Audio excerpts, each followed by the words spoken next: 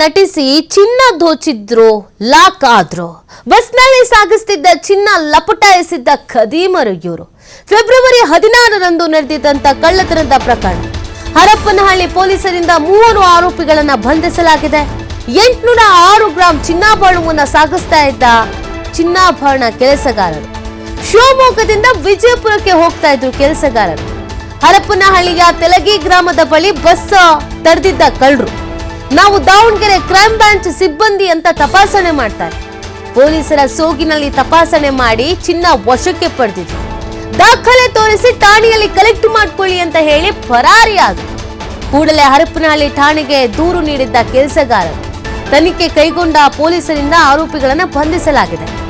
ಮಂಜುನಾಥ್, ಕೃಷ್ಣ, ಲಕ್ಕಪ್ಪ, ಲಮಾಣಿ, ನಿತ್ಯಾನಂದ ಬಂಧಿತರು. 61 ಲಕ್ಷ ಮೌಲ್ಯದ 806 ಗ್ರಾಂ ಚಿನ್ನಾಭರಣ, 3 ಮೊಬೈಲು, ಕಾರನ್ನ ವಶಕ್ಕೆ ಪಡ್ಕೊಳ್ಳಲಾಗಿದೆ. ಹರಪನಹಳ್ಳಿ ಪೊಲೀಸ್ ಠಾಣೆಯಲ್ಲಿ ಪ್ರಕರಣ ದಾಖಲಾಗಿದೆ. ಪೊಲೀಸರ ರೀತಿ ವರ್ತಿಸಿ ಕದ್ದಿರೋದು. ಇದು ಕ್ಲೀನಾಗಿ ಟ್ರಾಪ್ ಮಾಡಿದ್ದಾರೆ ಅಂತ ಕಾಣುತ್ತೆ. ಇಲ್ಲಾಂದ್ರೆ ಆ ಬಸ್ಸಿನಲ್ಲಿ ಚಿನ್ನ ಕೆಲಸಗಾರರು ಚಿನ್ನ ಸಾಗಿಸ್ತಿದ್ದಾರೆ ಅಂತ ಹೆಂಗ್ ಗೊತ್ತಾಗತ್ತೆ ಹೇಳಿ? ಕ್ಲೀನಾಗಿ ಟ್ರಾಪ್ ಮಾಡಿ ಒಂದು ಪ್ಲಾನ್ ಮಾಡಿಕೊಂಡು ನಾವು ಪೊಲೀಸು ಕ್ರೈಮ್ ಬ್ರಾಂಚ್ ಅವರು ಇದಕ್ಕೆ ಡಾಕ್ಯುಮೆಂಟ್ ಇದೆಯಾ, ದಾಖಲೆಗಳು ಇದೆಯಾ ಇದಕ್ಕೆಲ್ಲ ಅಂತ ಕೇಳಿ ಅವರು ಇದೆ ಅಂತ ಹೇಳಿದ್ರೆ ಆಯ್ತು ಹಾಗಿದ್ರೆ ಸ್ಟೇಷನಿಗೆ ಬಂದು ಕಲೆಕ್ಟ್ ಮಾಡ್ಕೊಳ್ಳಿ ಅಂತ ಯಾಮಾರಿಸಿ ಇಷ್ಟೂ ಚಿನ್ನವನ್ನ ಕದ್ದು ಎಸ್ಕೇಪ್ ಆಗಿದ್ರು. ಇಮಿಡಿಯೇಟ್ ಆಗಿ ಹೋಗಿ ಪೊಲೀಸ್ ಸ್ಟೇಷನ್ ಅಲ್ಲಿ ಕಂಪ್ಲೇಂಟ್ ಕೊಟ್ಟಿದ್ರು ಚಿನ್ನಾಭರಣ ಸಾಗಿಸ್ತಿದ್ದಂತ ಕೆಲಸಗಾರರು. ನಾವ್ ಹಿಂಗ್ ಬಸ್ಸಲ್ಲಿ ಬರ್ತಾ ಇರ್ಬೇಕಾದ್ರೆ ಹಿಂಗೆ ಅಟ್ಯಾಕ್ ಮಾಡಿದ್ರು ಅಂತ. ಅದಾದ ನಂತರ ಪೊಲೀಸರು ತನಿಖೆಯನ್ನ ಚುರುಕುಗೊಳಿಸಿದ್ರು. ಈಗ ಯಾರ್ಯಾರು ಯಾಮಾರಿಸಿದ್ರು, ಪೊಲೀಸರು ತರ ವೇಷ ಹಾಕೊಂಡು ಬಂದಿದ್ರೋ ಎಲ್ಲರೂ ಪೊಲೀಸರ ಅತಿಥಿ ಆಗಿದ್ದಾರೆ.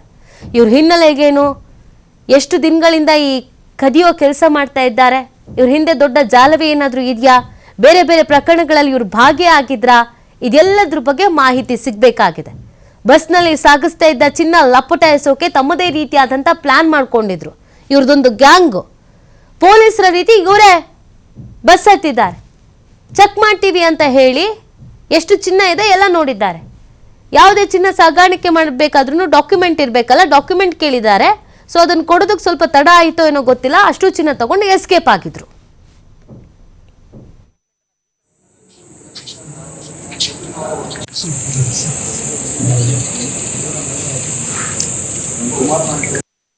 ನಮಸ್ಕಾರ. ದಿನಾಂಕ 16/3/2025 ದಾವಣಗೆರೆಯ ನಿವಾಸಿಯಾಗಿರುವಂತಹ ಕುಮಾರ್ ಎನ್ನುವರು ಹರಪನಹಳ್ಳಿ ಪೊಲೀಸ್ ಠಾಣೆಗೆ ಒಂದು ಪ್ರಕರಣವನ್ನ ನೀಡ್ತಾರೆ.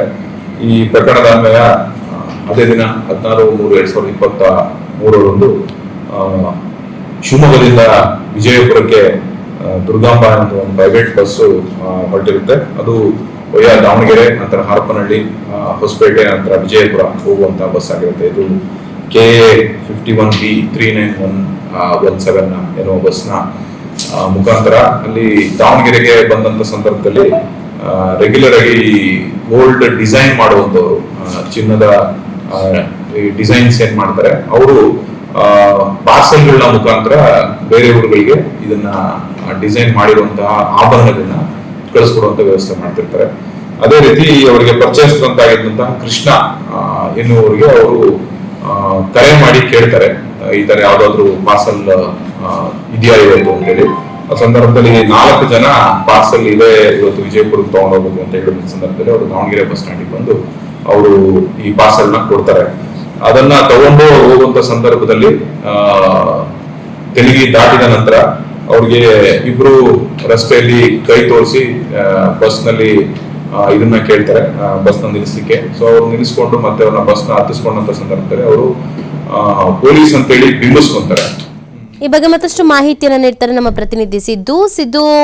ಈ ಪ್ರಕರಣವನ್ನ ಹೇಗೆ ಪೊಲೀಸರು ಭೇದಿಸಿದ್ರು, ಕಾರ್ಯಾಚರಣೆ ಹೇಗಿತ್ತು, ಮತ್ತೆ ಈ ಗ್ಯಾಂಗ್ ನ ಹಿನ್ನೆಲೆ ಏನು ಅಂತ ಏನಾದ್ರು ಮಾಹಿತಿ ಸಿಕ್ಕಿದ್ಯಾ?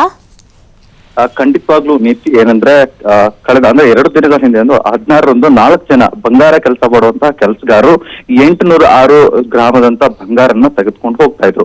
ಅದು ಏನಂದ್ರೆ ಶಿವಮೊಗ್ಗದಿಂದ ವಿಜಯಪುರಕ್ಕೆ ಹೋಗ್ತಾ ಇರುವಂತಹ ಸಂದರ್ಭದಲ್ಲಿ ಈ ರೀತಿಯಾಗಿ ಇವರು ಪೊಲೀಸರ ವೇಷದಲ್ಲಿ ಬಂದಿರುವಂತದ್ದು. ಅದು ಏನಂದ್ರೆ ದುರ್ಗಾಂಬ ಅನ್ನುವಂತ ಖಾಸಗಿ ಬಸ್ ಕೂಡ ಹೌದು. ಇನ್ನು ಖಾಸಗಿ ಬಸ್ ನಲ್ಲಿ ಹೋಗ್ತಾ ಇದ್ದ ಹಾಗೆ ಹರಪನಹಳ್ಳಿ ತಾಲೂಕಿನ ತೇಲ್ಗಿ ಗ್ರಾಮದ ಬಳಿ ಇವರು ಅಟ್ಯಾಕ್ ಮಾಡ್ತಾರೆ. ಹೋಗಿ ಏನ್ ಹೇಳ್ತಾರೆ ಅಂದ್ರೆ, ನಾವು ದಾವಣಗೆರೆಯ ಕ್ರೈಮ್ ಬ್ರಾಂಚ್ನ ಪೊಲೀಸರು ಅಂತ ಹೇಳ್ಬಿಟ್ಟು ನಾವು ಕೆಲವೊಂದಿಷ್ಟು ತಪಾಸಣೆ ಮಾಡ್ತಾ ಇದೀವಿ ಅಂತ ಹೇಳಿದಾಗ ಅಲ್ಲಿ ಆ ಬಂಗಾರ ಕೆಲಸ ಮಾಡುವಂತ ಕೆಲಸಗಾರರು ಕೂಡ ಭಯ ಪಡ್ತಾರೆ.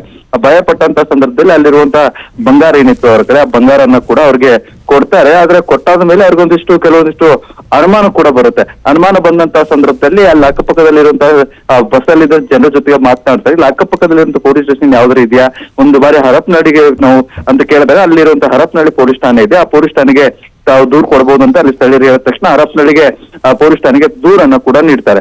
ದೂರು ನೀಡಿದಂತಹ ಸಂದರ್ಭದಲ್ಲಿ ಪೊಲೀಸರು ಕೂಡ ಯಾವುದೇ ರೀತಿಯಾಗಿ ಅಲ್ಲಿ ಚೆಕ್ ಮಾಡಿದಂತಹ ಸಂದರ್ಭದಲ್ಲಿ ಯಾರು ದಾವಣಗೆರೆಯ ಕ್ರೈಮ್ ಬ್ರಾಂಚ್ ನ ಪೊಲೀಸರು ಕೂಡ ಅಲ್ಲಿ ಇಲ್ಲದೆ ಇರುವಂತದ್ದು ಕೂಡ ಗಮನಕ್ಕೆ ಬರುತ್ತೆ. ಇಂತಹ ಸಂದರ್ಭದಲ್ಲಿ ಯಾರೋ ಈ ರೀತಿಯಾಗಿ ಖದೀಮರು ಈ ರೀತಿ ಬಂದಿರಬಹುದು ಅಂತ ಹೇಳ್ಬಿಟ್ಟು ಪೊಲೀಸರು ಕೂಡ ಒಂದು ಟೀಮ್ ಅನ್ನ ರಚನೆ ಮಾಡ್ತಾರೆ. ಟೀಮ್ ರಚನೆ ಮಾಡಿದಂತಹ ಸಂದರ್ಭದಲ್ಲಿ ಈ ಕಳ್ಳತನ ಮಾಡಿದಂತಹ ಖದೀಮರಾಗಿರುವಂತಹ ಅದರಲ್ಲೂ ಬಸ್ ಚಾಲಕದ ಮಂಜುನಾಥ ಮತ್ತು ಕೃಷ್ಣಪ್ಪ, ಲಕ್ಕಪ್ಪ, ಲಮಾನಿ ಮತ್ತು ನಿತ್ಯಾನಂದ ಅಂತ ಹೇಳ್ಬಿಟ್ಟು ಏನ್ 4 ಇದ್ದಾರೆ, ಇವರನ್ನ ಪೊಲೀಸರು ಕೂಡ ಬಂಧನ ಮಾಡಲಾಗಿದೆ ಅಂತ ಹೇಳ್ಬೋದು. 806 ಏನು ಗ್ರಾಮದ ಚಿನ್ನಾಭರಣ ಮತ್ತು ಅಲ್ಲಿ 61 ಲಕ್ಷಕ್ಕೂ ಅಧಿಕ ದುಡ್ಡು ಕೂಡ ಇತ್ತು ಮತ್ತು ಅವ್ರ ಜೊತೆಗೆ 3 ಮೊಬೈಲ್ ಸೇರಿದಂತೆ ಒಂದು ಕಾರನ್ನು ಕೂಡ ಈಗ ಪೊಲೀಸರು ವಶಪಡಿಸಿಕೊಂಡಿದ್ದಾರೆ. ಈಗಾಗಲೇ ಹರಪನಹಳ್ಳಿ ಪೊಲೀಸ್ ಠಾಣೆಯಲ್ಲಿ ಪ್ರಕರಣ ಕೂಡ ದಾಖಲಾಗಿದೆ. ಈಗ ಸಾರ್ವಜನಿಕರ ವಲಯದಲ್ಲಿ ಕೂಡ ಚರ್ಚೆ ಆಗ್ತದೆ. ಅಂದ್ರೆ ಯಾರಾದ್ರೂ ಪೊಲೀಸರು ಅಂತ ಹೇಳ್ಬಿಟ್ಟು ಹೇಳಿದ್ರೆ ಪೊಲೀಸರು ನಿಜವಾಗ್ಲೂ ಇವ್ರು ಹೌದು ಅಲ್ವೋ ಅನ್ನುವಂಥದ್ದು ಕೂಡ ಸಾಕಷ್ಟು ಜನರು ಯೋಚನೆ ಮಾಡುವ ಪರಿಸ್ಥಿತಿ ಕೂಡ ಆಗಿದೆ ಅಂತಾನೆ ಹೇಳ್ಬೋದು. ನೀತಿ. ಓಕೆ, ಥ್ಯಾಂಕ್ ಯು ಸಿದ್ದು ತಮ್ಮೆಲ್ಲ ಡೀಟೇಲ್ಸ್ಗಾಗಿ.